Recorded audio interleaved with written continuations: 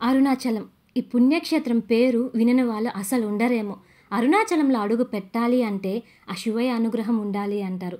ఇక్కడికి వస్తే చిత్రగుప్తుడు అరుణాచలంకి రాకముందు జీవితం, వచ్చిన తర్వాత జీవితం అని గిరి గీసి పెడతారంట.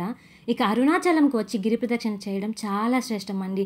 ముచ్చటగా మూడోసారి నేను గిరి ప్రదక్షిణ చేయడము. ఫస్ట్ యమలింగం, నైరుతిలింగం, వరుణలింగం, వాయులింగం, కుబేరలింగం అన్నిటినీ మంచిగా దర్శించుకొని వచ్చాము. ఆ తర్వాతే ఆ సూర్యదేవుడు మమ్మల్ని చంపేశాడు. ఆ శివయ్య ఈసారి మాత్రం గట్టి పరీక్ష పెట్టాడు మాకు.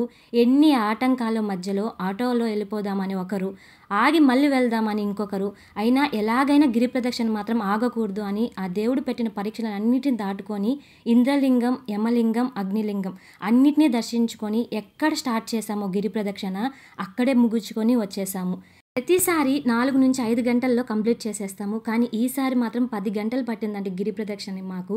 మేము కాదండి, మా బిడ్డలు ఎండలో కాలుతున్న 14 కిలోమీటర్లు గిరి ప్రదక్షిణ ఆపకుండా, ఏడ్చకుండా చేశారు. అందుకే ఏమో ఆ శివయ్య ఎప్పుడు లేని విధంగా 10 నిమిషాల దర్శన భాగ్యం కల్పించారు. అది నిజరూప దర్శనాన్ని. అంత పరీక్ష పెట్టింది అందుకే అన్నట్లుగా. ఇప్పుడు కళ్ళు మూసుకున్న రూపం కనిపించేలాగా అద్భుతంగా జరిగిందండి దర్శనము. అండ్ మీరు ఇంకా అరుణాచలం వెళ్ళలేదా? ఖచ్చితంగా వెళ్ళాల్సిన క్షేత్రం అది.